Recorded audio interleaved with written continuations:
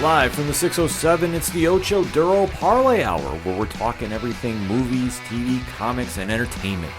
Join in the conversation on social media with the hashtag ODPH, because here we go.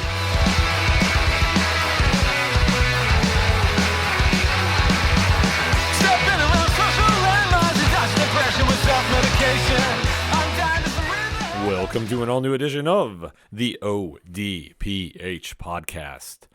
My name is Ken M. Joining me back in the studio, as always, you know him. He's the co-host. His name is Padawan J. Let me talk to you, and apologies to all of the women in our emails that were hitting us up, trying to get my number. I'm off the market, ladies. Yes, that is right. Pad is now a happily married man, coming back from his honeymoon, so Yes. Shout out to Liz Bailey. And we are recapping everything that's been going on, because it has been a very busy 2 weeks for the podcast, to put it mildly. Yeah, a little bit. Between New York Comic Con and then Pad's wedding. Apparently, everyone got the memo when I planned this thing like a year ago and decided, hey, we're going to release everything that 2 weeks. Mm-hmm. So there's a lot of content to go over, and it is that time of year, so you can definitely hear the sound of my voice. I am battling a very, very bad head cold, but fear not, I am still showing up and showing out for everybody as well. That is what we do here at the ODPH. This is true. But I also have to shout out Pad's rival, Just Nick, who came through last week to talk about Agatha and the Penguin, and he still has the challenge down, Pad. All right. He's saying Pokemon deck. He wants to do it. He said, now that you're back home, let's get this happening. I'm unimpressed with his performance. Wow. Whoa, he's coming in. He's coming in hot for Nick. So we'll have to talk about that and so much more. And if you want to do that, Pat, where do you go? ODPHpodcast.com. Literally for everything and anything that is the ODPH, you can find it there. And always remember, social media, use the hashtag ODPHpod. We have a jam-packed episode, so we don't want to waste any time. We have to recap a lot of the movies, TV, and comics that went down, because this is the entertainment edition of the show. So, Pad, what are we leading off with? We are going to lead off with, I think, the one everybody's talking about, or at least the one everyone's been talking about the last couple of weeks, and that is the final 2 episodes for Season 1, of Agatha All Along. Yes, the spinoff from WandaVision has definitely picked up a lot of steam, with Catherine Hahn reprising her role as Agatha Harkness.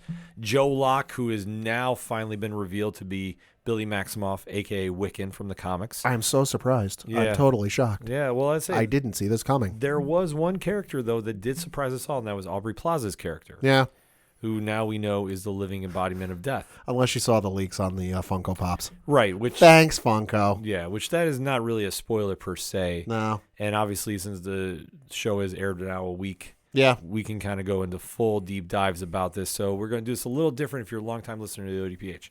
But first and foremost, thank you for always checking us out. Leave us a review on your favorite podcatcher.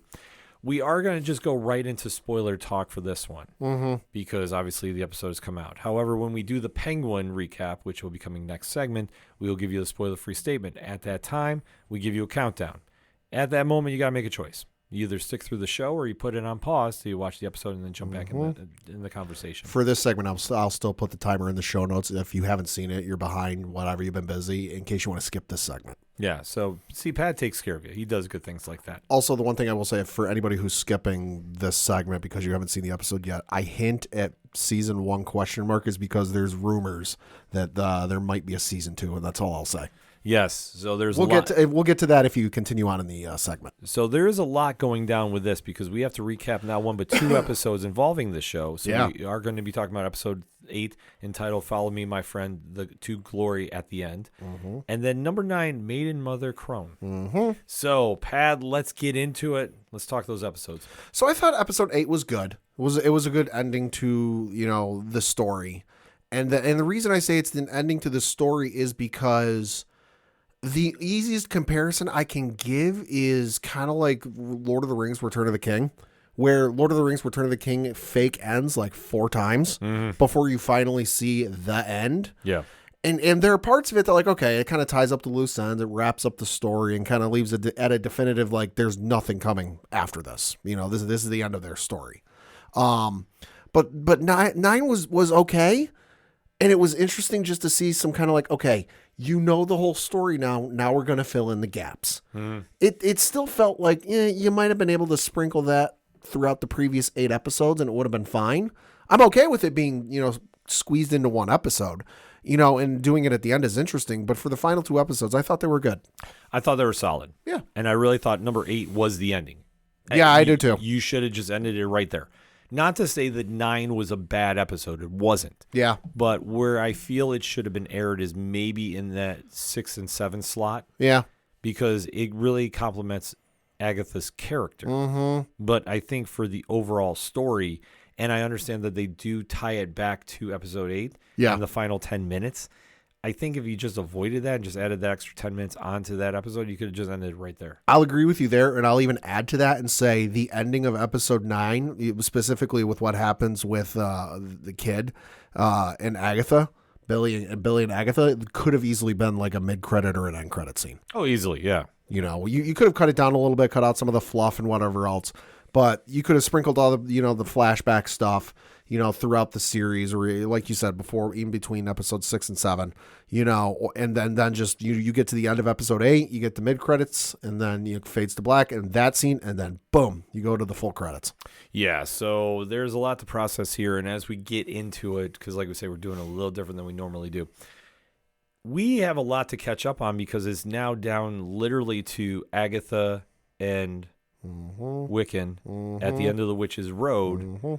And obviously after the sacrifice of Lila in the previous episode to get them where they need to go, and Patti LuPone absolutely was amazing in this role. Yeah, she was great. This now throws in a lot of question marks going on because once they get to this moment where they're now running into Rio, aka Death, this all goes back to a dealing that has been kind of tied into a past situation that, Agatha and Death have had a relationship of some sort. And, Aubrey Plaza does play very well off of Catherine Hahn. Yeah. So they definitely are setting this up because once they do the quick flashback in the beginning of the episode, explaining that Death is the one who's walking Alice to the afterlife, one of the Coven members, they have a meeting concerning Billy because Billy is the anomaly. Yeah, Billy shouldn't be there. No, he shouldn't because he technically defied Death. And we don't know why. It is what, Pad? Reasons. But it's a lot of Marvel magic, too. Call it an outstanding balance. Right. So Death is not happy that somebody has not gotten co-signed about coming back for a second term. Well, and I also think it's to a certain degree. I think they said at one point that, okay, he should exist, but not right now. Yeah. So there's multiple anomalies going on right now. So what they've come to terms with is Agatha agrees to turn Billy over, but Billy has to confess himself over, which is kind of like Mr. Mxyzptlk from Superman to kind of put in a good comparison. Yeah. So Billy has to do it himself. Good luck. But the deal is, if Billy does this and Agatha gets him to do it, Death needs to leave Agatha alone. Again, good luck. Again, so it's a very high risk, high reward, so to speak. Oh, yeah. But it also brings in a lot of questions about, can Death be trusted? And to me, it falls under one of those things that, okay, you mess with Death, Devil, Mephisto, whoever it is, whatever, underworldly entity. When you make a deal with this person, you need to have your T's crossed, your I's dotted, and every possible loophole in this thing closed up, because if there is an exploit to be made with this deal, they will take it. Yeah.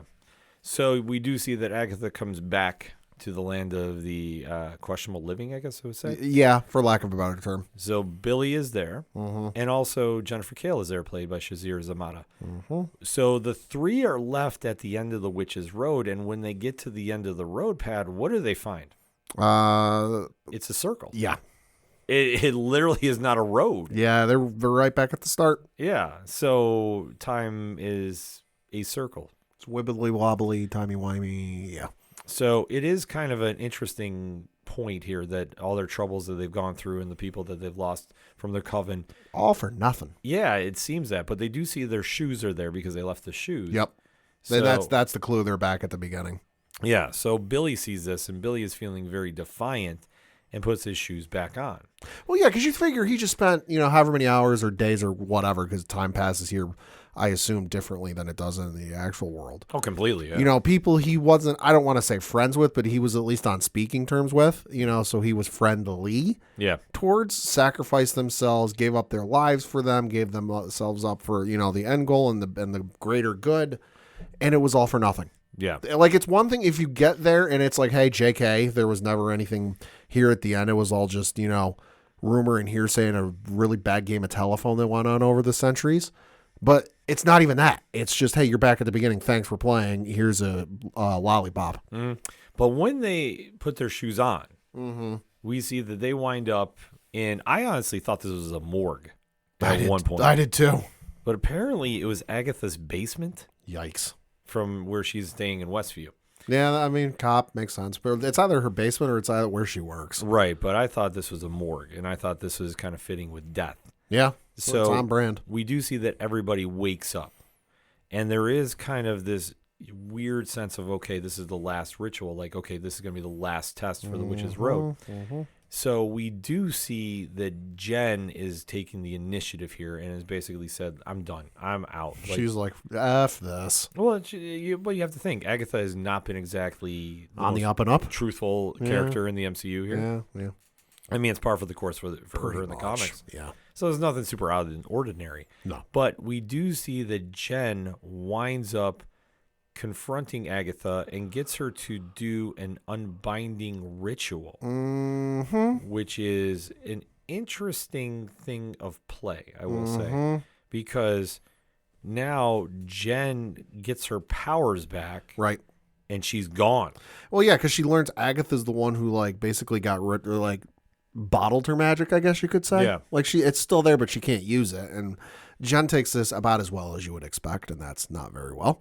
So, yeah, she, like you said, she performs the unbinding spell. She's like, all right, cool. I've got what I need. Bye. Yeah. So once she goes, her story is now completely up in the air where we're heading. Yep. I know there's a lot of online speculation right now, so we'll kind of have to wait to see where it goes. I don't have a theory. I'll be honest at this point. I could see, depending on what projects are coming from Marvel, Right. we could see maybe an Ironheart appearance, maybe. That's a real leap if we're going to do locks and leap style. Could be. But I know a lot of fans online were speculating about Midnight Suns. I think we're still too early to plan that.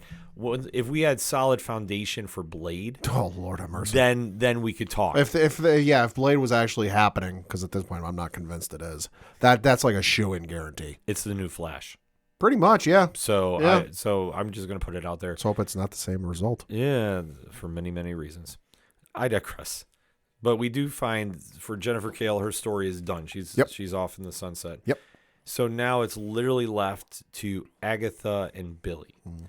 And now that she has her, kind of like a sense that her powers are back and she's kind of tampering a little bit, even though she's not there.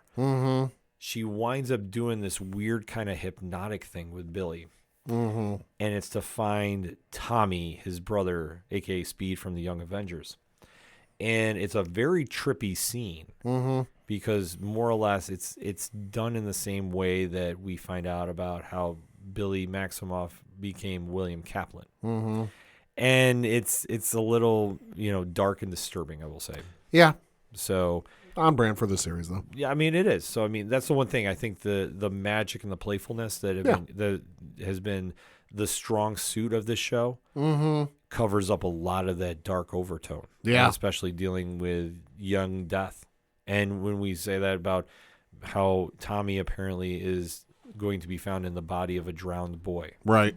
So you kind of have to take that in perspective when dealing with this, that the show is a lot darker than people give it credit for, but they still nail their points when they need to. And like I say, it's something that extracted out of Billy, because at this point, we don't know how he knows Tommy is here.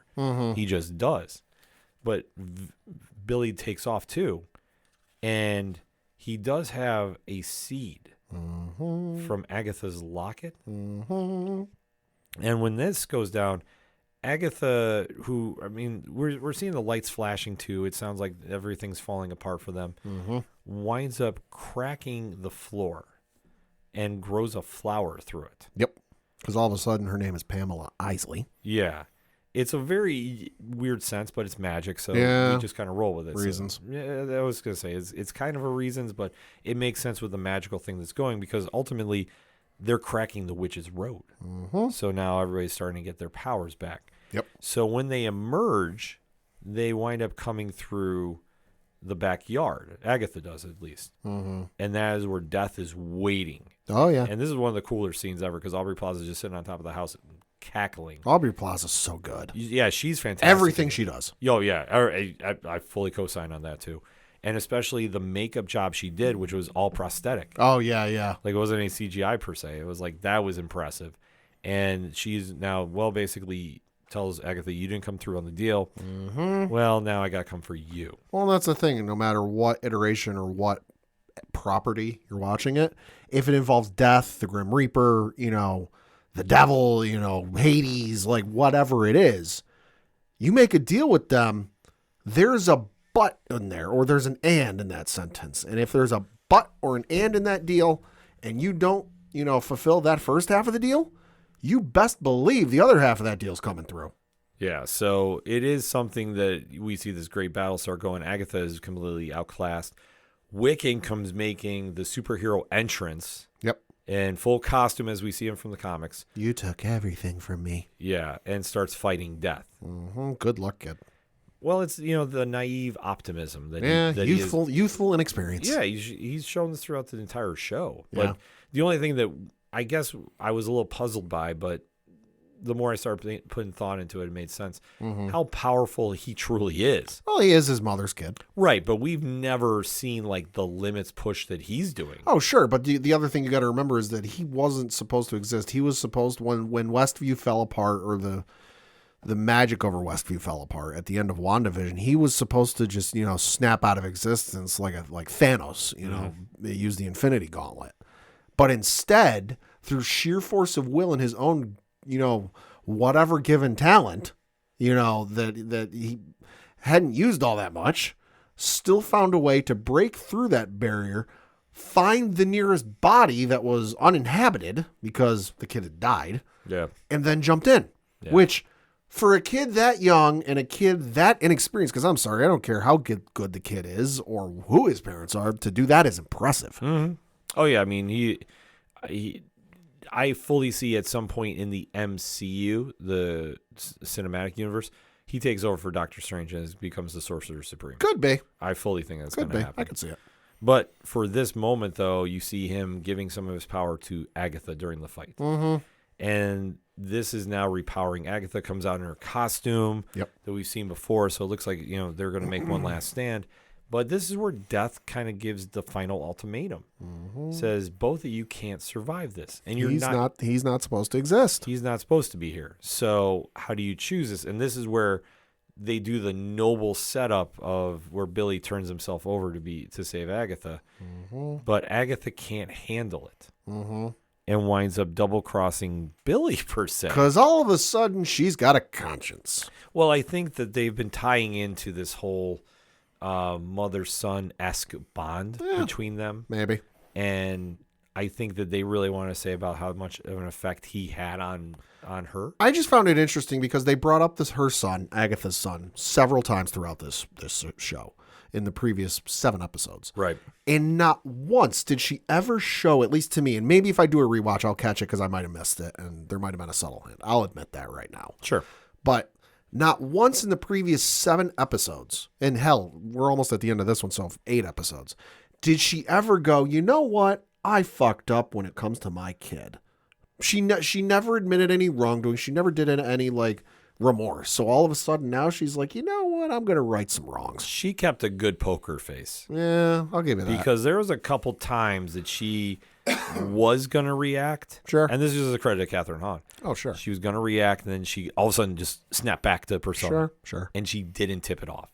So I think that, there's something, because what Agatha is, I mean, she's a great con artist. Yeah, that's true. And how she's worked everybody, and as we find out in the next episode, she's worked everybody quite often. I just feel like when it comes to the son and the remorse and righting the wrongs, given how well known it is, Because, the coven she forms in this series isn't the one she's been rolling with since, 1693. Oh, sure, yeah. It's one she's formed in, like, the span of less than a week.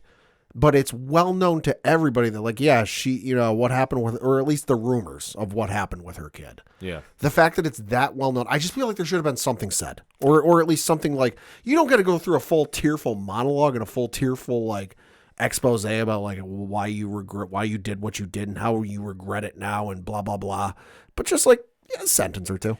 See, I think that's where they misfired with the following episode, because I think if they did that earlier, you would have had that payoff then. Sure.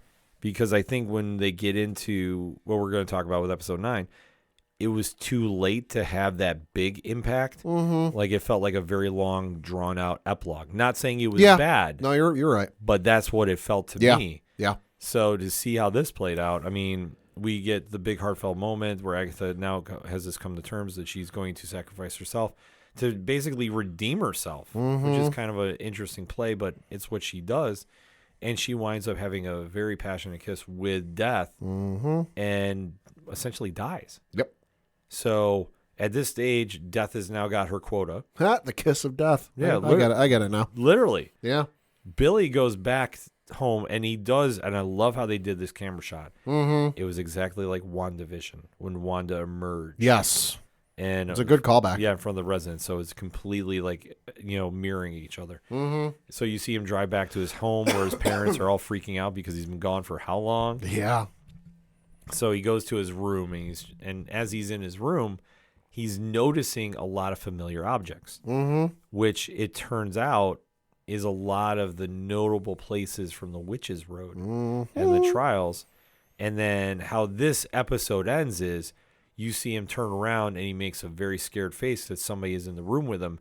We don't find out who it is until after the next episode, which is Maiden Mother Crone, which... this one, like I say, for me, it was a good epilogue. Yeah. I think they were trying to establish the mother-son connection of why Agatha did what she did. I just don't like the placement of it. Yeah, I don't either. I think if you did it at 6 or 7, it would have been fine. Yeah. But in this one, because you've already had this big moment. Yeah. And now you're going back to the origin of Agatha in the 1750s. Yes. Where she now gives birth to her son Nicholas, but Death shows up and basically says, I'm going to take your child. Which, again, duh. Yeah. So at this point, Agatha is now on the run and more or less stealing powers to make herself stronger for the eventual run-in with Death. And killing other witches while gaining that power. Yeah. So... Because there's one point when, like, they're in a town someplace, and it's in, the northeastern part of the United States in the colonial times. If you've ever seen any of the portrayals or depictions of, like, Sleepy Hollow or the Salem witch trials, it looks like one of those things. Yeah. And the kid lures somebody into the house, and she ends up killing the person. But and I love the way they did this, where the kid, it was like a one shot. It's the kid leading the person. They went into the house. They went off one way with Agatha. The kid kept going through the house, off to the side of the door, and you just hear the screaming and the lights going off in the middle of the house as they're killing the witch. Yeah. I love that shot. Oh, it was great. It was fantastic cinematography. So I think like it worked to establish like why she was doing it and gave her a purpose. And you see as it's going on, it does not really pay off. Because even as they have that tender moment where they create a song... Yep. That is a very familiar song. Pat, oh, yeah. Because what do? They create what song? It's the song for the Witches' Road. Yes, it's the Ballad of the Witches' Road. So this now has a whole different meaning as we find out about it. So as we see that Agatha's killing witches, getting powered up. At this point, too, Nicholas is getting sick. Because, 1700s medicine. Yeah. Bloodletting was a thing. Yeah, so... Just look up how George Washington died. That's all I'm going to say. So this is where Death pulls up and grabs him. And so with her son now gone and presumed dead... She ain't got nothing else to live for. Agatha just has nothing. Yep. So she more or less is working everybody she comes across to steal their powers about the promise of the Witches' Road. So you get the backstory of like why she is what she is, and granted, I think Catherine Hahn really sold this about trying to make her more sympathetic, but at the same time, I don't know if it necessarily It didn't stick the landing. Yeah, excuse me. I think that it didn't stick. No, because I mean, you have this great story and you have that connection, but I think if they made that connection more so before she did the deal, or maybe right after she did the deal with death. Then they could do it. Like I say, it's just a lot of placement issues. I think was the biggest issue I had with this. Agreed. But then we jump back to the present. So we get, like I say, this is about, if the episode's 40 minutes, this is about 30 minutes. I'll say, I think the episode was like 38 or 39 minutes, yeah. Yeah, so it's up there of how long it took just to do the backstory. But then they jump back, and now Agatha is completely in a ghost form. She has the white hair that we know her from the comics. Yep. So a very comic accurate costume is on now. And she is now telling Billy that, yeah, you took my joke of a fake reality of a witch's quest, and now you made it real because of you. And and after she says this, I love the way they did this. Is they then cut to when the witch's road, or maybe it was when she was explaining it. I forget which it was, but regardless, they go and show when the moment the witch's road shows up, and then they show her face and her reaction when it happens, and it is the most shocked face you can imagine, going, "What the hell just happened?" Yeah, because this shouldn't be here. Yeah. So it is crazy to see this play out, and Billy now starts having a lot of guilt because more or less, like Wanda in WandaVision, you created this fake reality that you know is not real, and the death and the destruction you've caused, and more or less he's now taking it upon himself because the thing he created killed all of these people. Yeah, it killed all the witches. But Agatha says, "Well, yes and no." See, if you weren't going to do it, I was going to do it anyway. So like, we're good there. That's on point. But hey, Jen's alive. Like that's a win. Yeah. So I'll say one out of what, 4? Yeah. So that's 250. Yeah. So I mean, I can't do my best Scott Steiner math right now, but it's a win. I think it's near the Mendoza line, but we'll take it. Yeah, but it's still like, and I love how Catherine Hahn plays it off. It's like, no, like in our line of work, and we always kind of refer to this with the Walking Dead universe, but you have to take the context of the story that you're in to understand a lot of the thinking. And for Agatha, there's a lot of deceitfulness in using the dark magic and such. Agatha caused the goddamn Hindenburg disaster in this universe. I don't think she cares. Yeah, I mean, she is technically the reason for Dolly Parton's Jolene. That's true. Yes, that was amazing. That was awesome. I could not leave the show without saying that too. But we do see that Billy is now going back to Westview and is trying to figure out, like, okay, what am I going to do with Agatha? And comes up with a harebrained idea that I'm going to get rid of her. Yeah. Okay. Which she is like, no, because if I have to go face my son in the afterlife, I can't look him in the eye. I can't do it. Like, after everything I've done. And Billy, and this is where the whole mother-son thing comes in. He really has tried hating her this entire series for different degrees, but he can't do it because he truly cares about her. So he says, all right, never mind. You're going to be my voice on my shoulder here. You're going to be my guide. And they basically say, okay, the Witch's Road, they've now permanently ended. Yeah. And everybody has been acknowledged. Well, I mean, let's face it, as much as a pain in the you-know-what as Agatha can be, and a liability in certain aspects, she is rather handy to have around just for her knowledge alone. Well, the thing is, she's a good teacher, but it depends on what you want to say as a good. Yeah. I mean, she'll teach you how to use the craft, but is she a good person? No. No. Hardly. But I think in his case, and you have to look at it through Billy's perspective. I have nobody that understands this. My parents don't understand this. His quote-unquote dad is MIA. Yeah. His brother is MIA. His mother is dead. Yeah. So who the hell's he got? They're like, there's nobody else in this universe that we're aware of at this point, other than Jen, who can help him with this. Yeah. And Jen, after everything she's gone through, you can show up at her door with milk and Girl Scout cookies. She'll take the cookie, she'll take the milk, and she'll shut the door in your face. Yeah, it's not going to happen. So Billy, he has no other choice. Yeah. But it's that weird honor amongst thieves that they've done this entire series. Yeah. So Billy's like, all right, you're going to help me go find Tommy. And like literally that's how the show ends. They take off for finding Tommy. Mm-hmm. Which I agree with you. I know you said earlier in the segment, it should have been a post episode. Oh, I agree. It should have been a post scene episode. Yeah, you should have done. Excuse me. I agree with you. You should have done the whole flashback to Agatha and her son and all that like at some point earlier in the series, and then this whole thing at the end with at the end of this episode would have been a perfect mid credits or even end credits scene. Yeah, that's where I thought. Like if they wanted to do an end credit scene, they should. Or if they wanted to do a silhouette of Tommy wherever he is, you could have done that. Not saying reveal the actor, but you could have done something like that. And it would have made a ton of sense. But I think for where they left things off, it was very intriguing. It opens the door. It also now gives you a lot of questions about where do they go from here. We have said since day one this was all about getting Wiccan established for Young Avengers. Well, at first we thought it was, yes, that, but then we also thought it was to get Scarlet Witch back. Yeah. We're 1 for 2. We're 1 for 2, but I'll put an asterisk by it because we still might get Wanda at the end of Vision Quest. Yeah, that's true. Because there is still a lot of gray area concerning Scarlet Witch in the MCU. And Elizabeth Olsen has gone on record and said she would like to play the character again, and she's open to it. Oh, well, I think they just have to come up with a good story. But, yeah. But I think here's the ultimate domino effect for that. Robert Downey Jr. is coming back as Doom. That's true. You can do a lot of stories. Yeah, you could.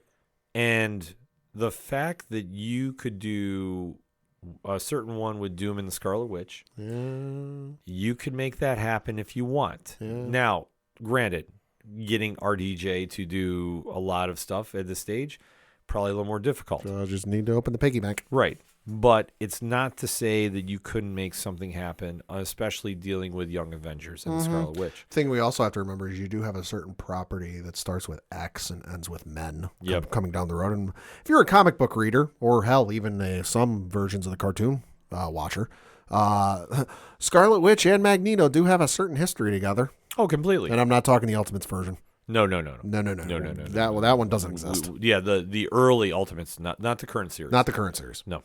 But you have to kind of put in perspective about like we're trying to get from point A to point B. And I think if they do have Billy and Agatha come across another Young Avenger on the way, I think that's going to happen because I don't think probably. I don't think they get to Tommy right away. And that's why I say I think Ironheart might be the dark horse amongst all of this because nobody's thinking the connection of possibly Riri Williams is on Young Avengers instead of in the comics it would be Iron Lad. Like they might do something different. I can see the change. And especially with the Hood being involved and the magic that he possesses, there is some context to see that I would not be super shocked if they show up. But like I say, with Ironheart, we don't know. We just know the show is coming. Right. So a whole different ball of wax. But to see where they go from here, it's got to be something that makes sense magically, and it also has to be something with involving the team. So we do have a lot of possibilities open. Vision Quest, like I say, that is going to be one that I think is probably the safest bet, but we still don't know. This is true. But there's a lot of good things that happen on this series. I think it showed magic can still work in the MCU. Oh, yeah. And I think to do it in this manner, this show was fun. That was good. You could definitely tell the actors all loved working with each other. Oh, yeah. Like they were completely hamming it up, and there's nothing wrong with that. Would not be surprised if they have their own group chat, much like the Avengers did. Oh, easily. I think they did a lot of great work, and especially I think you have to give a lot of credit to Catherine Hahn. Oh yeah, because let's face it, Agatha is not an A-list character. No, but with Hahn's, charismatic performance, yes. Yeah. Oh, there's no way you could turn away the character from giving it more time. And especially in this manner, this worked completely. This is the one great thing about doing Disney Plus. You can do shorter series and still be impactful. Yeah. And especially it was, she worked extremely well with Joe Locke's Wiccan. And Joe did a fantastic job about establishing this character. Just the only question marks for him is, okay, where are we going next? Because, ultimately, we do go to Young Avengers or whatever they're going to call them in this universe. I wouldn't doubt Champions gets thrown around, but I think Young Avengers would be the smart play. And then we kind of see how magic now unfolds in the MCU because when you know who's involved with magic, Doctor Strange, but granted, there's a little more, strings tied there. I think this will at least open up the door for Wanda Maximoff to come in, and then you never know who's going to be falling behind. But I think overall they nailed what they needed to with the show. It was a fun ride while we're here, and if we come back for season 2, which maybe they'll just extend the story, and that's where we go. Could be. It could still work. Pat, final thoughts on?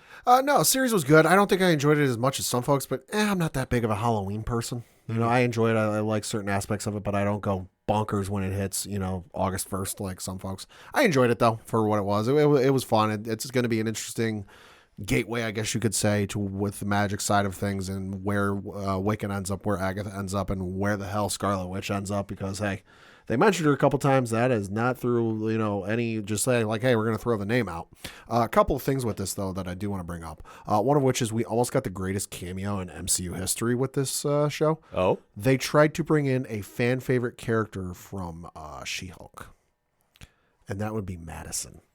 What? They tried to work in Madison. So the showrunner Jacques Schaefer spoke with the Ringerverse, and he revealed that there were plans to have Madison be part of the Coven at the start of the series. But it that would have been wild. It didn't work out because it didn't make a whole lot of narrative sense. He said, quote, "We wanted to get Madison on the Witch's Road, but it just didn't work. It was shoehorning," close quote. So that would have been absolutely incredible to get Madison on the Witch's Road. I mean, I would not have seen that coming. I mean, but granted, she's learning from Wong, so she is. I mean, it does make sense. So, and then the other bit of news, as I alluded to at the start of the segment, there could possibly be a second season, or at least more seasons. And this is coming from an exclusive story from Variety.com.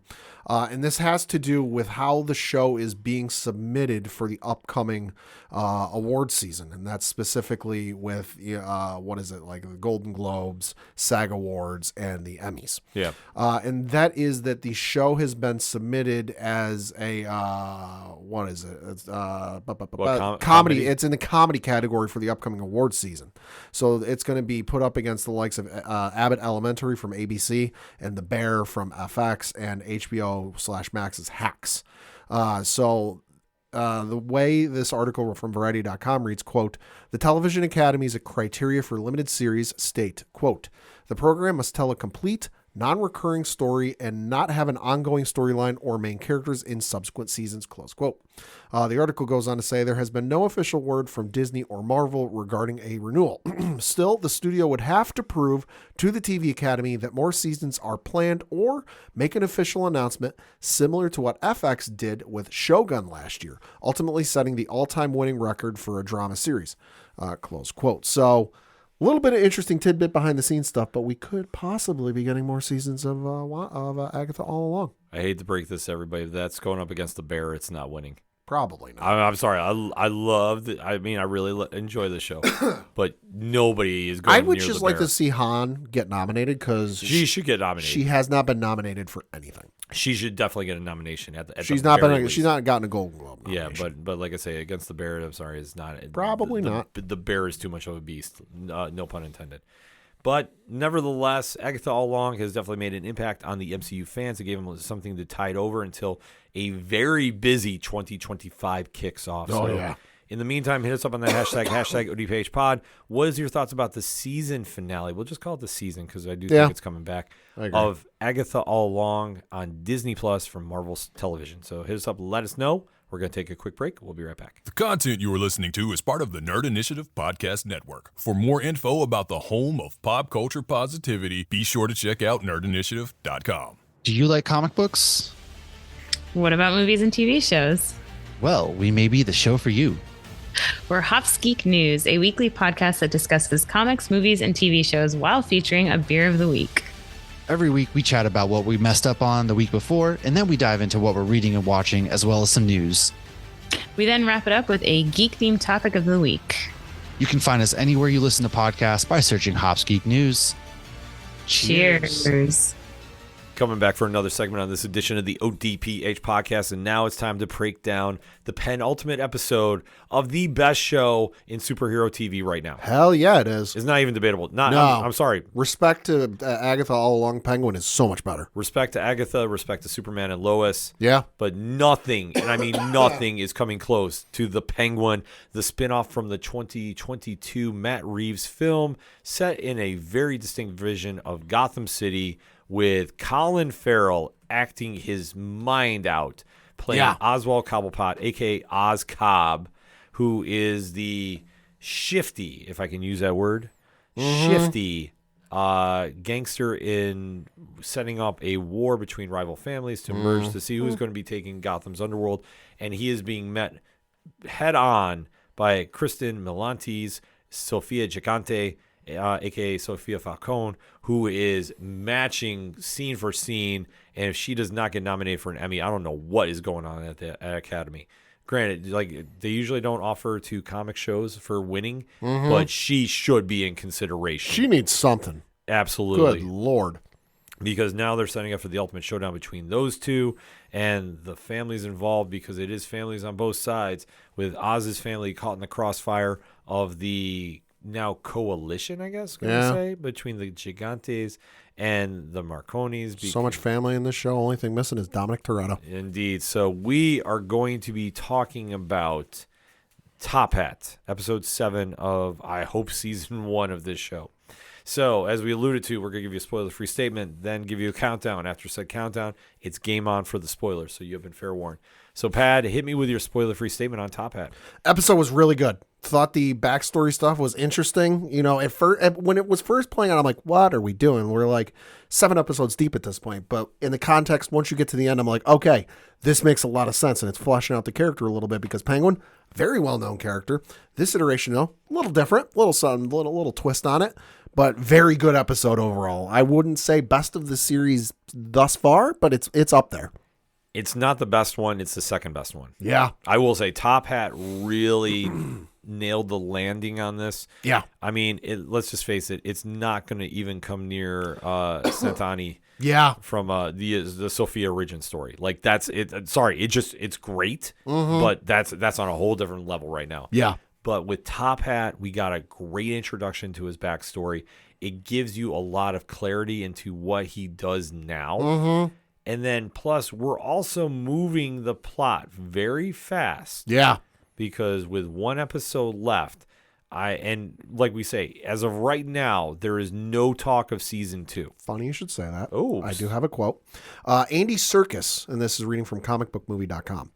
Quote, Andy Serkis, who of course played Alfred. In the Batman film, asked Reeves if a second season of The Penguin is on the cards, or whether he plans to take us, quote, into Gotham through another lens, while speaking to the filmmaker for interviewmagazine.com. Quote, we have been talking, and it's exciting because people are now embracing the show.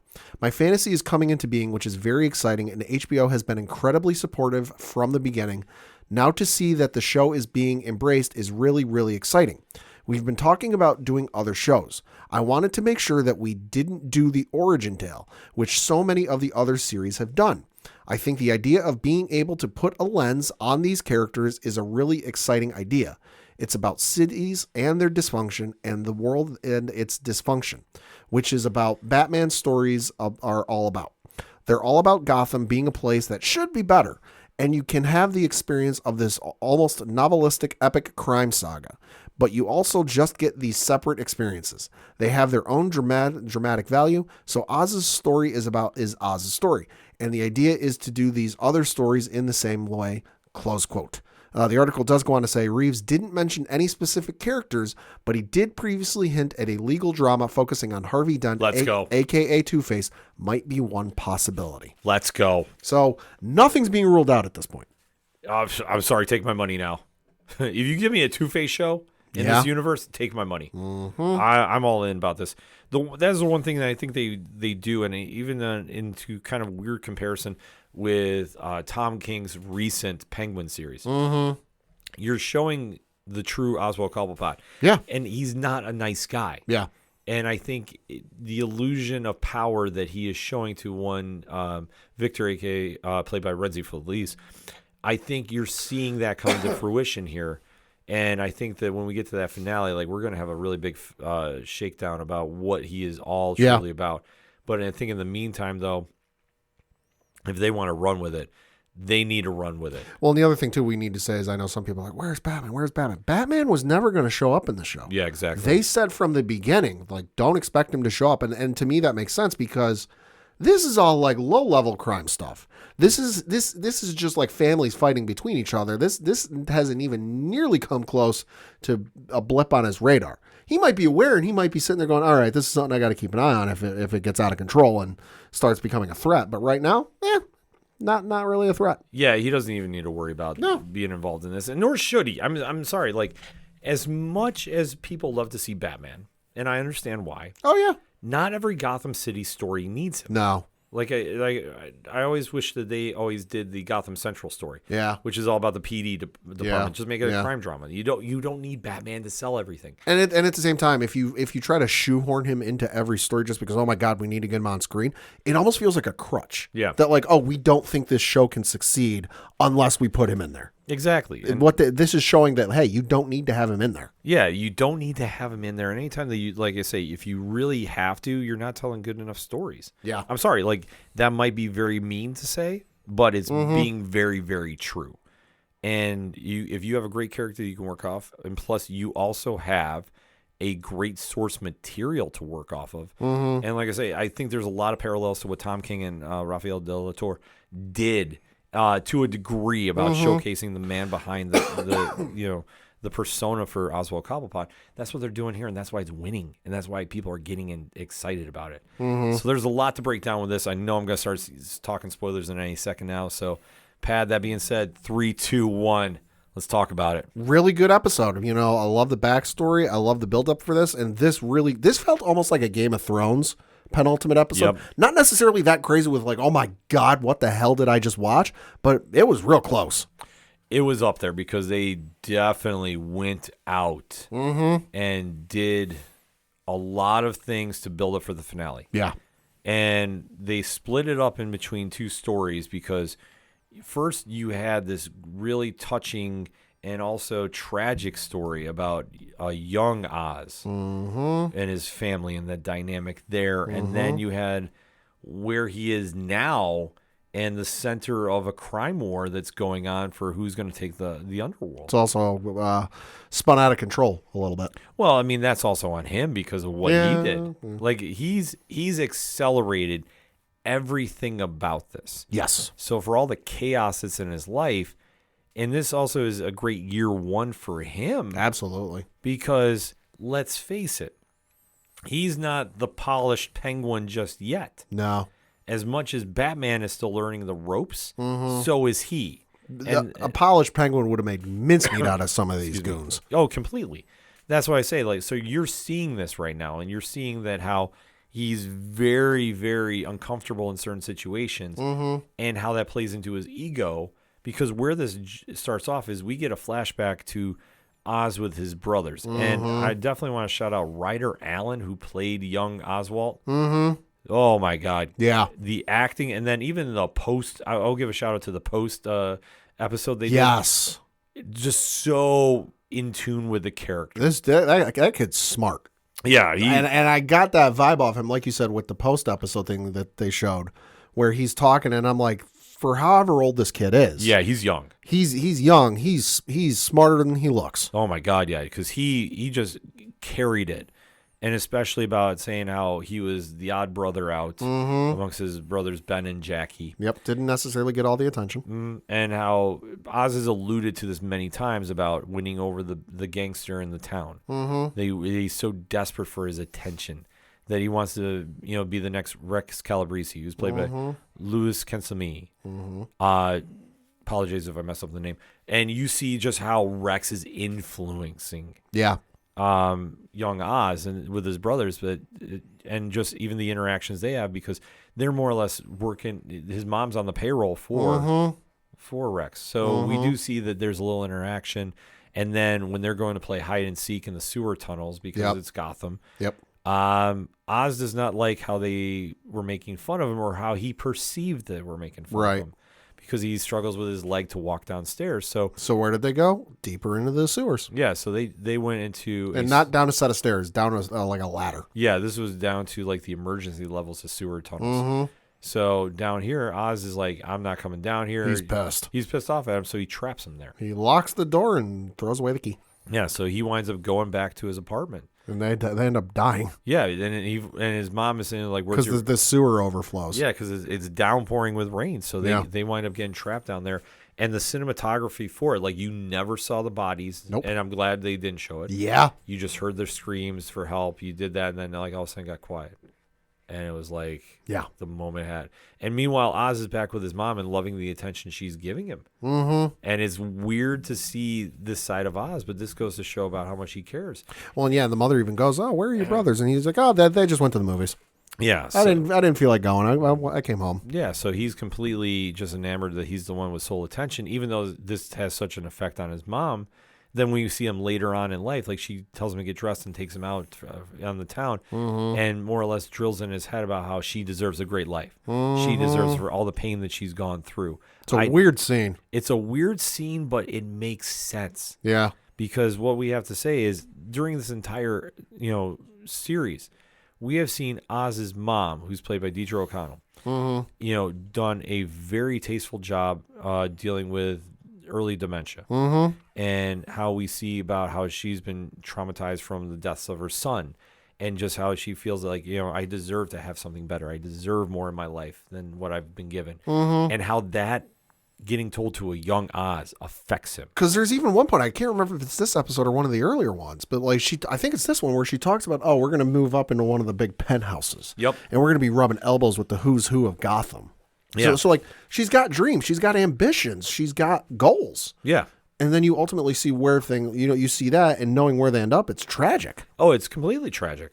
But that's what gives this, I want to say, sympathy to Oz. It's his motivation. It's his motivation, though. Like, it's a weird sympathy. Like, I mean, because it's like you can understand him and you want to feel bad for him, but then again, he does it to himself. So, like I say, I don't think it's empathy, but it's like it's a weird, like reaction the audience is having with it.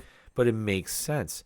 So that's when they jump into the present, and we find Oz now coming back after he's turned the power on in the Crown Heights, or Crown Point rather, that you see that he's back. Vic is on the ground unconscious, and Oz is waking up. He's like, "Where's my mom?" Yep. And it's now taken. Sophia has her. So when they meet, there is a very, very powerful scene going on because Francis is dealing with Sophia's interrogation, and she's battling back and forth about this. And Dr. Rush is involved too, which I mean, Theo Rossi. What can you say about him? Amazing. And you see that as they're trying to figure out how to deal with this, Sophia has to deal with her dementia attack that goes because she's very confident. Then all of a sudden she doesn't know where she is, and it goes. And you see this moment in Sophia where she is taking pity on her because she understands the pain because of what she had to go through in the mental institute that she went to. Yeah. So like I say, it's a very unique moment, but it's a very powerful moment too, which I say just elevates everything going on. But at the same time, you see that Oz is now hell-bent high water, like, I'm going to take care of everything. And you see that as they go back to their base of operations, Salvador Maroni shows up with his team. Vic takes off. Yep. So he's not there. And a fight... Right before they show up, Right. So it's kind of an interesting play that he's not there. So what is going to happen, we can kind of speculate. But you see the showdown, well, at least one of the showdowns we've all been waiting for. And that is one Salvador Maroni versus Oswald Cobblepot. And Clancy Brown really gets into this about this episode. Yeah, he did. And I thought this was very, very tricky what happens because they wind up getting separated from everybody. Because like I say, both sides are fighting with their army. And then when they get separated, Pad... And you see Maroni is beating the holy you-know-what out of Oz. Yeah. What happens?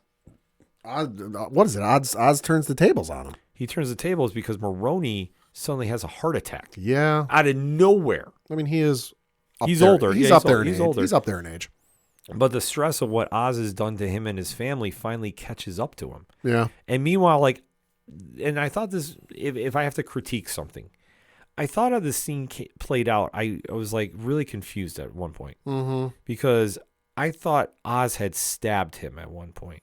I thought he did something. I couldn't tell what. Right, because there's a lot of hand movements going on with this. Yeah. So we do see that all of a sudden Maroni's on the ground dead, and Oz is sitting there, and Oz is pissed that he didn't have a bigger fight with him. I mean, if he did end up stabbing him, it's on brand for the character. Yeah. Various iterations we've seen him use a blade, particularly at the end of his umbrella. Oh, absolutely. So, like, makes sense. Well, that's what I thought it was at first, but no, I believe it was a heart attack. So while he's on the ground, Oz is screaming at him. He's like, "What are you gonna do now? What are you gonna do now?" Oh yeah. And he can't handle the fact that a heart attack did this. So he whips out his gun and shoots him in the face multiple times. Yeah. And then obviously they have now won that war. But there's still the sense of what is going to happen with his mom. And that's who's still being held captive. Right. So while this is going on, Oz does call Sophia and says, "All right." Well, he calls Sophia with Maroni's phone. Yeah. And Sophia picks up the phone and she goes, "Oh, hey, like, did you take care of business?" And Oz just goes, "Funny enough, he didn't." Yeah. So they wind up coming to this deal, if you want to say.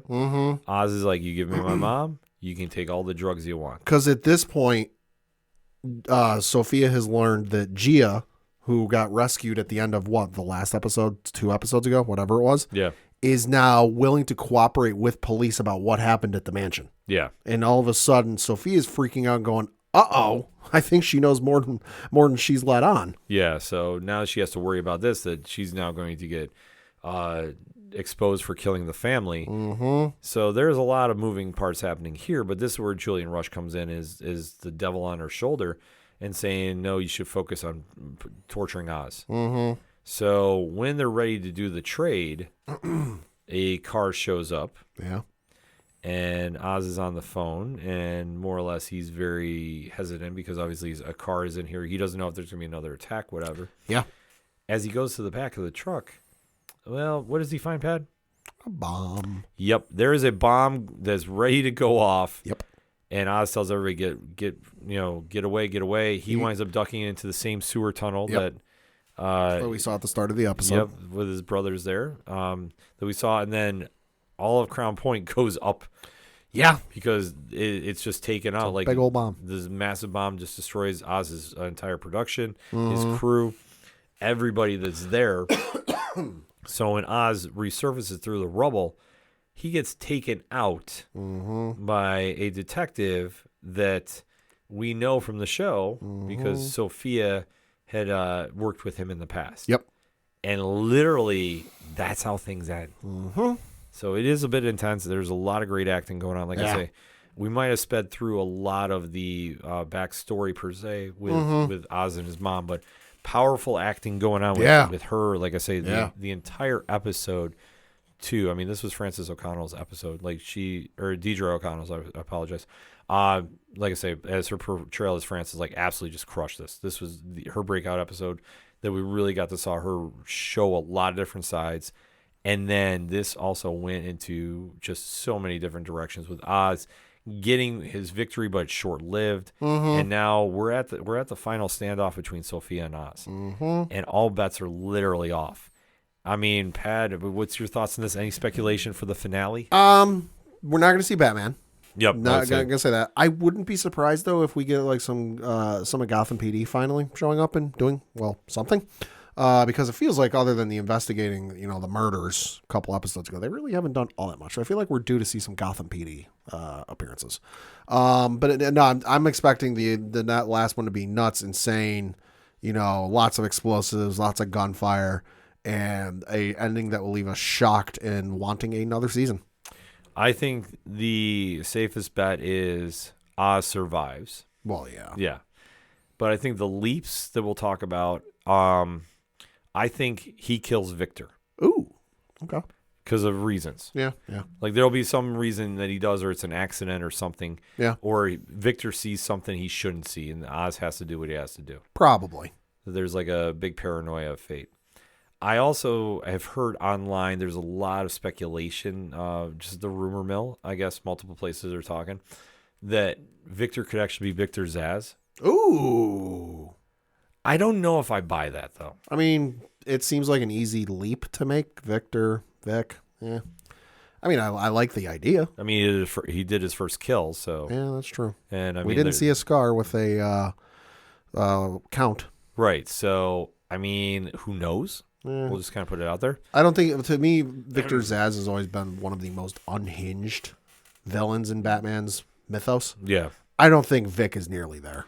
I mean, the only thing that could push it over is if Sophia kills Francis in front of him, because they have been bonding. Yeah. And losing another family member in his eyes. Yeah, that could be. That could make him snap. Yeah, that could. So, I mean, there's a lot of different directions he can go, but I think Oz killed him. I think that we have that moment where probably it's the one thing where Oz is going to just show, I mean, he's not a nice guy. Every iteration we've ever seen of Penguin, he is not loyal to anybody but himself. Exactly.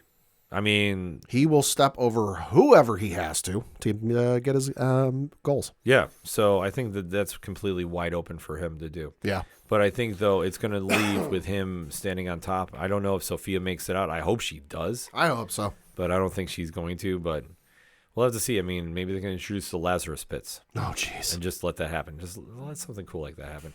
But I think either way, the show has set such a high bar. I am still questioning everybody who said this was a okay series. And really. Reviews, cause really. There's a lot of questions I have for them. A lot of egg on the faces of those early reviews. Oh, completely. The show has been spot on. I can't wait to see the finale. And it's going to be going down next Sunday. And I know on Nerd Initiative, right after the show, we're going to be doing a live reaction to the finale. So definitely want to make sure you're tuned in for that. In the meantime, though, here's some on that hashtag ODPH pod. What is your thoughts about Top Hat, episode 7 of season 1 of HBO's The Penguin? Let's talk about it, shall we? But we're going to get a quick breakout. We'll be right back. Hey, this is Scott Snyder, and you better listen to the ODPH podcast, or I'm coming for you, and Batman is coming for you. Coming back for the final segment on this edition of the ODPH podcast. Pad, what you got? Got a couple of things to talk about. The first of which debuted last week, right around the time the people finished the final episode of Agatha All Long, and that was a Marvel look-ahead teaser trailer for stuff coming in 2024 and 2025. Of course, the first of which, no surprise to anybody, Deadpool and Wolverine will be coming to the small screen on Disney Plus November 12th, so a couple days from now as you listen to this episode.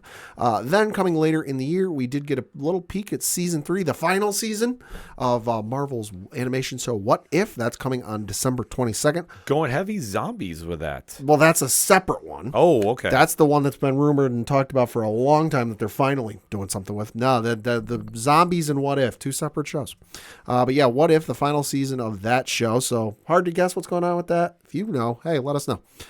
Then we got a little bit of a tease for the rest of this is coming in 2025. First of which is January 29th. Your Friendly Neighborhood Spider-Man, the animated series, which I got to say, I like the animation style with this one. Yeah, it's very fun. I mean, it's going to be an extremely lighthearted version compared to what we normally have seen from Spidey. But I'm excited for it. I think it definitely looks different and it looks fun. Yep. Got to look at the next Marvel television series live action, and that is Daredevil Born Again, which is coming on March 4th, 2025. A lot of hype coming around this from New York Comic Con. I mean, Charlie Cox and Vincent D'Onofrio. We're back at the Javits talking about it. Muse is going to be the main villain along with the Kingpin. John Bernthal is back as Frank Castle. I know a lot of people have been excited to see this. So if you want to get caught up on the character, go check it out. It's Kamala Khan's father, seen in the little clip there. Yeah, I mean, they're definitely... What kind of lawyer are you? A very good one. Yeah, so they're definitely going to be taking a lot of fun with that. So I'm personally excited to see it because, I mean, with Daredevil Born Again, we've heard a lot of rumors of how the show is going to be. Yeah. And it looks, I mean, at first glance, let's be honest, it looks now like it's part of the Netflix verse. It feels like the Netflix verse. It feels like now that was a whole separate entity. That was a whole separate thing. Kevin Feige wasn't in charge of it. It's got the same feel to it, though. Yeah. Super excited. Then we got the look at the thing that was the property that was filmed 2 years ago at this point. Still waiting on it to come out. It's coming out soon, though. That is Ironheart, which is going to be a live-action series debuting on June 24th, 2025. Yes, Dominique Thorne is reprising her role as Riri Williams. Anthony Ramos is looking to be playing the Hood. Hey. Which I'm exciting. Like I said, that's going to be exciting news to see. I'm super amped up to see that portrayal on the screen and then where we go from here. I mean, honestly, this is probably the biggest wild card because we don't really know what to expect. Mm-hmm. But this is going to be great. Like, I like how this is going to be shaping up. I think for Young Avengers, too, I think that we will see Riri Williams in that lineup when it's all said and done. So, but I think this one's going to have a lot of big implications for where we're going with the MCU. Then we got a little bit of a tease for a series I didn't know was coming, but I got to admit, I'm intrigued about it. For Marvel Animation, it is Eyes of Wakanda, which is launching on August 6th, 2025, and it sounds like the synopsis for this first season, quote, throughout Wakandan history, brave warriors have been tasked to travel the world retrieving dangerous vibranium artifacts. This is their story. Not really sure what to expect, but hey, it's animation. I'm on board. I'm excited for it. Yeah, I wasn't sure exactly what was going on with this, but I am definitely on board after seeing what we saw in the look-ahead video here. Yeah. Then coming in the most appropriate time of year next year, October 2025, it is going to be Marvel Zombies. Yeah, like I say, they showed a lot more of this than I thought would What If. Well, I'm digging up when they first announced it. This was announced right while after season ago. 2. So this was, let's see, according to the Wikipedia page for the miniseries Marvel Zombies development, quote, by June 2021, Marvel Studios Animation was developing a slate of at least 3 more series in addition to their Disney Plus series What If. The next month, these were said to be in various stages of development and were not expected to debut until at least 2023. A Marvel Zombies animated series was announced during the Disney Plus Day event in November 2021. So this has been in the works and been announced for a while, but we're finally seeing the fruits of their labor. It looks nuts. It looks like Walking Dead and a little bit of, what was that one with, the Brad Pitt zombie movie? Oh, World War Z. Thank you, World War Z. It looks like a little bit of both of those, but hey, set in the Marvel universe. So if you've ever read Marvel Zombies, it's going to be nuts. Because the thing I remember this being announced is this is going to be like a rated R television series. Yeah, well, they have to. I mean, if you're going to do a true justice, you're going to have to. I mean, I think the one image that stood out from this is we saw zombie Thanos. Yeah. So that's a dangerous thought. That is a very, very scary thought. Yep. And then lastly, certainly not leastly, the most meta thing in this entire trailer, the upcoming Marvel television series Wonder Man, which is poised to release in December 2025. Yeah, Yahya Abdul-Mateen, who we know from Black Manta, is going to be playing Simon Williams. And, I mean, this one, to be honest with you, I thought, I had She-Hulk vibes. And I like She-Hulk. Yeah. I liked it, too. Yeah. But, like I say, Wonder Man is... It's weirdly meta. It's weirdly meta, but like I say, with how they want to do Simon Williams and to know his story in the comics, I mean, it is a weird one. And if you don't understand what I say by weirdly meta, the clip in the trailer starts off with the actor doing a read for a character, Wonder Man, and then the next clip is somebody doing the Disney Plus, tick at when you see the little thing go across Disney and then you see the plus. Somebody does that sound with their mouth. Yeah. Like, it's weirdly meta. It is weirdly meta, but like I say, I think it's going to be something different, and especially to try doing the Hollywood actor side of Simon Williams. Yeah, it's going to get very, very intriguing. So I will say that one, I think we'll have to wait to see how it plays out, but if you know his history in the comics, it's going to get weird. It's going to get weird in a hurry, especially involving some other characters as well. Then to some other news, and this was announced. I got excited about this one, I got to admit. And according to the folks over at Deadline, a Gundam movie by Legendary is tapped the Sweet Tooth showrunner Jim Mickle to direct. Ooh. So this article reads, quote, Sweet Tooth showrunner Jim Mickle is coming on to write and direct a live-action adaptation of Gundam, which has been co-developed between Legendary and Bandai Namco Filmworks. Mickle will also produce with his partner Linda Moran through their company Nightshade.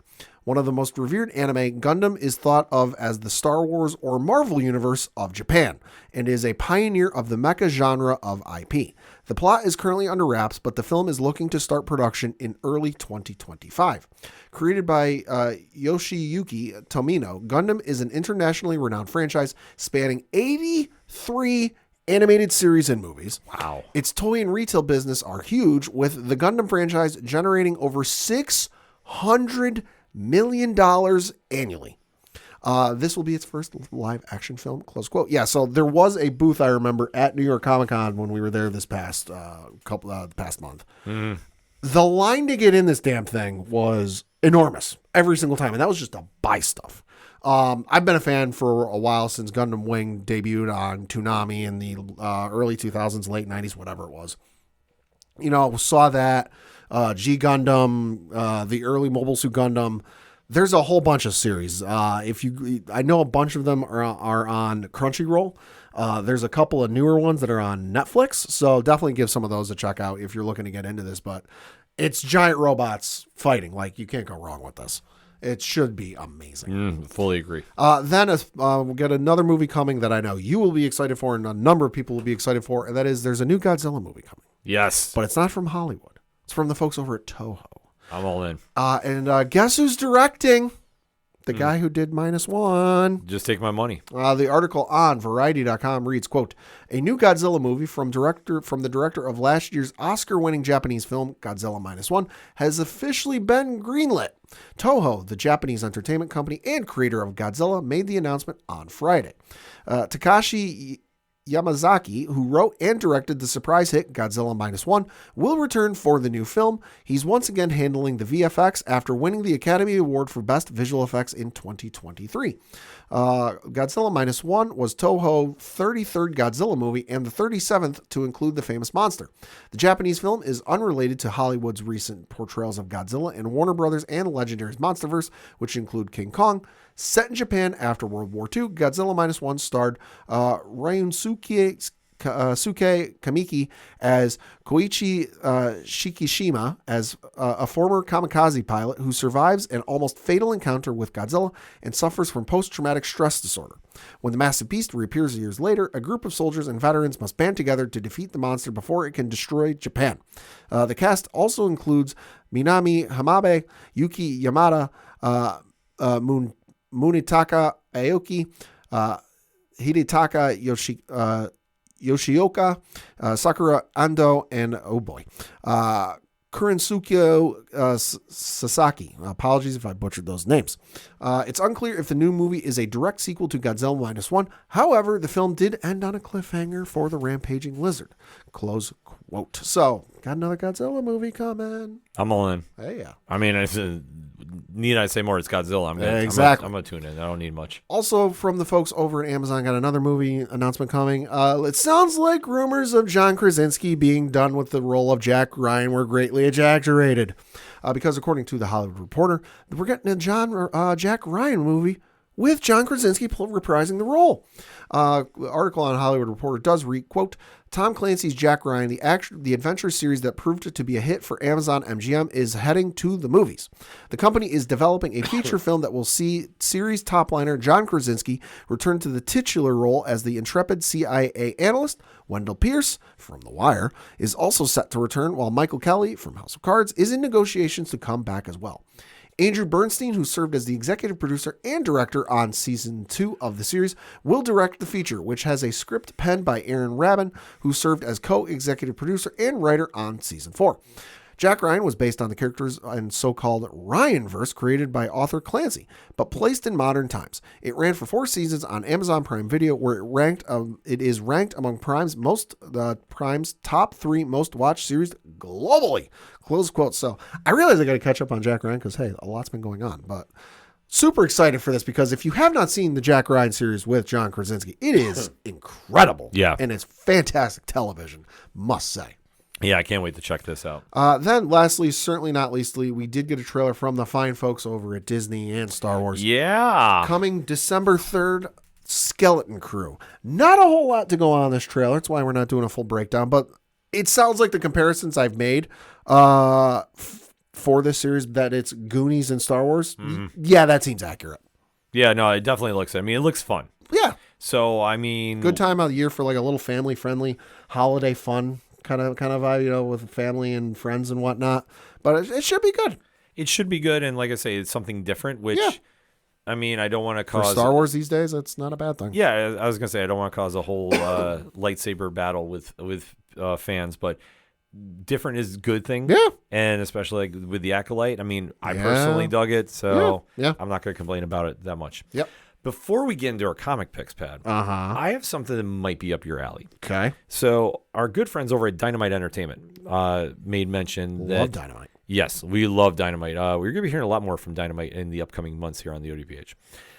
There is a Kickstarter campaign that is out right now that you might be into. Okay. Have you ever heard of the comic series Stray Dogs? I don't think so, no. Okay, it's Tony Fleeks and Trish Forstner. Okay. Great series. I don't want to spoil it if you haven't read it. They also do Feral for Image Comics. I've heard of that one. Yeah, which I know off the cuff, Tom, that is one of his go-to books. Nice. So if you know the story of Stray Dogs, they are now coming out with plush replicas of the main character. Oh, that's cool. Yeah. So if you are interested in doing this, we're going to put the liner notes in here. They have actually released the plush main characters. Oh, that's cool. Yeah, which, I mean, like I say, the series is very, very cool. I'm looking at the page you've got up now. The goal or the Kickstarter, whatever it is, has still got just under 3 weeks. It's at 20 days as we record. It's got a $20,000 goal. It's already halfway there. Yeah, as it should. I mean, this is something you're looking for a great idea for Christmas. Yeah, I mean, absolutely. Depending on when it gets shipped out and such. You have to take a look at your own risk. But this is something, like I say, this is just dope if you want something very cool. You can absolutely do this as a Christmas gift. Just if it comes after Christmas, be like, whoops, Santa lost this one in the mail. Yes. But fear not, because when it shows up at the doorstep, it's going to be well worth it. And then some. These look cool. Yeah, this is very cool. Like I say, if you haven't read the whole series, go do yourself a favor and go check it out. It's definitely amazing. The series came out in 2021, and it's dope. Like I say, we might wind up doing this on Turn a Page one of these days, to be honest with you. Like that. That's how much I'm a big fan of Tony's work, so I'm super excited to talk any of his stuff. But especially too, like the Kickstarter campaign, they got so many like bonus cards too, and I mean we are seeing a big growth in Kickstarter stuff, and especially in the comic world. So yeah, you definitely want to take part of that. Especially too, we have our good friend Alan Dunford who has a Pocus Hocus number 6 is on going on right now as well. So we want to make sure well worth your money. You're supporting that as well. So like I said, we're going to throw the link in the liner notes for this episode. So if you want to go check out the Stray Dogs, go do it, and then let Trish and Tony know you heard it on the ODPH and Nerd Initiative Turn a Page. So kind of putting the karma out there, if you will. But as we say, Pat, it is new comic book day. So what are you picking up this week? First of which is from the fine folks over at Dynamite Comics. This is Gargoyles Quest issue number 4. Reviewed this one for Nerd Initiative this week from Greg Weisman. You've got Pasquale Quilano as the artist. This one reads, Damona's carefully calculated plan to gain control of the 3 new keys to power is almost complete, and the ultimate ability to rule over humans and gargoyles alike is nearly within her grasp.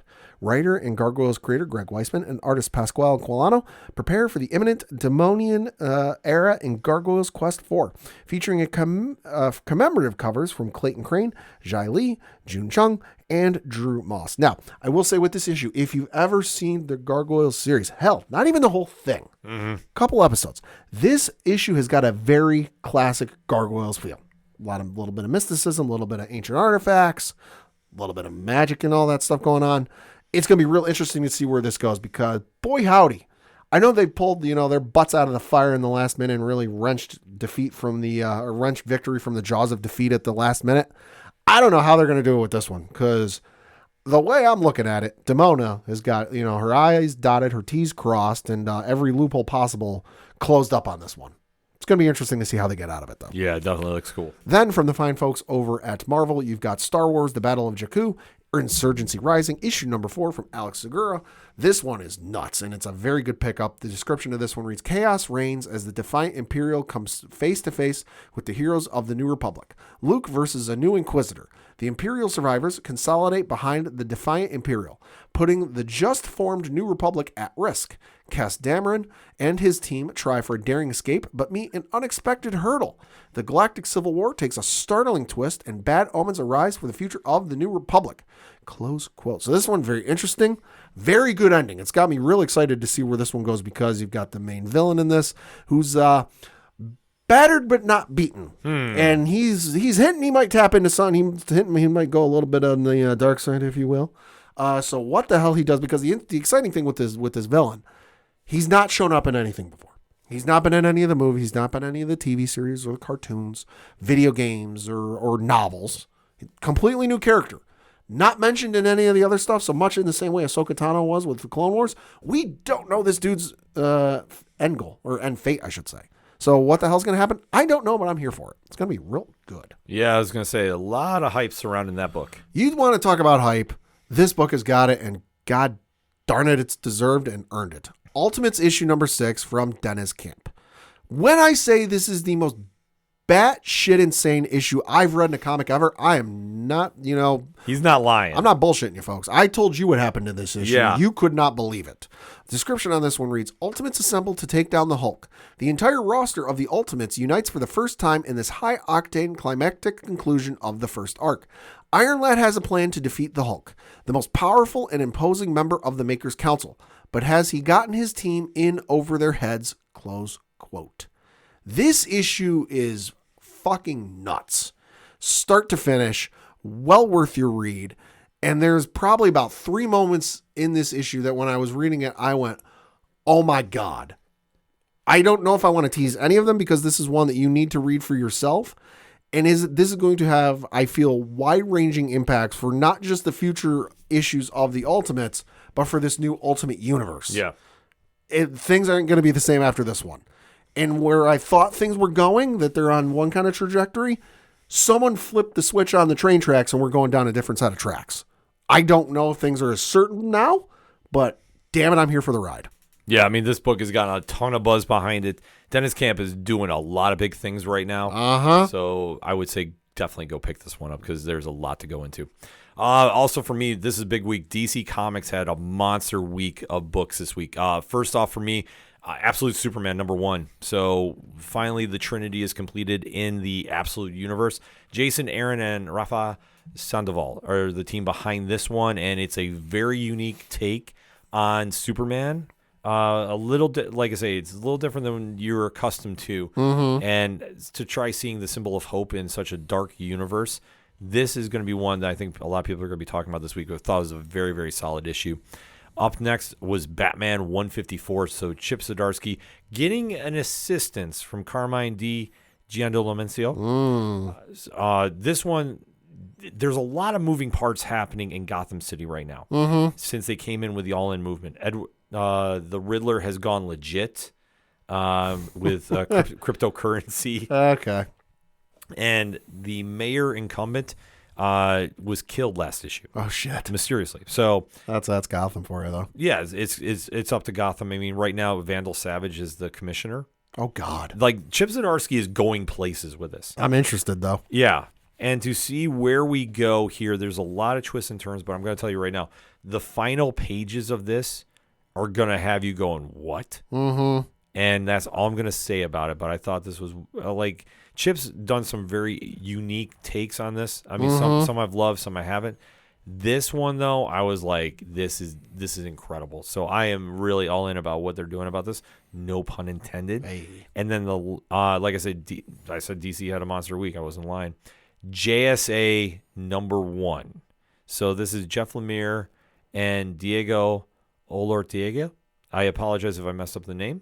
So they're bringing back the classic superhero team that kicked off everything in the DCU. Like I said, you talk JSA, They really capture the vibe of this. And the one thing they really pose is a very cool ethical question. Is we know these heroes, we know they're from a different time. The standards in which they fight crime in have remained the same throughout. Is it a question of, is it time to change the way we approach fighting crime? And I really love the take Lemire set up for this. Like I say, it was something very different. I thought it was solid. If you know JSA, there's a lot of characters involved, so there's a lot of things that are happening throughout. So it's one, if you're an old school fan, you're going to dig it. And if you're not that familiar with the franchise, it's a perfect time to jump in. Like with all these all-in books, this is a perfect new reader-friendly way to jump in. Last for DC this week for me is Batgirl #1. Tate Brombal and Takeshi Mizunawa is the team behind this, and it's Cassandra Cain and her mother, Lady Shiva. Oh, okay. Like, I'm just gonna say they're fighting people. Oh boy, that's all I'm gonna say because literally, that is all you need to know. So Cassandra Cain is back and doing big things. I really enjoyed this issue. Thought it was a lot of fun, and it's it lives up to the hype. Like I say, for me with Cassandra Cain, I always like to see what they're going to do, and they do a lot of cool things. Last but certainly not least, Something is Killing the Children #0, James Tynion, Werther Del Edera. And this is showing the first case before the Archer Peak incident. Okay. So this is really legitimately before issue #1. And they do introduce a character that is going to be a major player in this universe. This is one they teased at New York Comic Con, so this is a very big issue. It sold out before it went to print. Oh, Jesus. So like I say, the hype around this is real. Like it's real. So I think fans are going to really be checking this one out and have a lot of good things to say about it. I know I did. I couldn't put it down when I was checking it out. So, and if you're even looking for more reviews, remember nerdinitiative.com has you hooked up and then some. Over 30 reviews on the site right now. So make sure to go over there and make sure to have it bookmarked, because if it's New Comic Book Day, it's got to go through the home of pop culture positivity. That being said, for anything and everything it is, the ODPH, you can find it at odphpodcast.com. That's it for this week. So for the one and only Padawan J. Thank you. I'm your host, Ken. Thank you as always for listening to the ODPH podcast. We'll see you next time.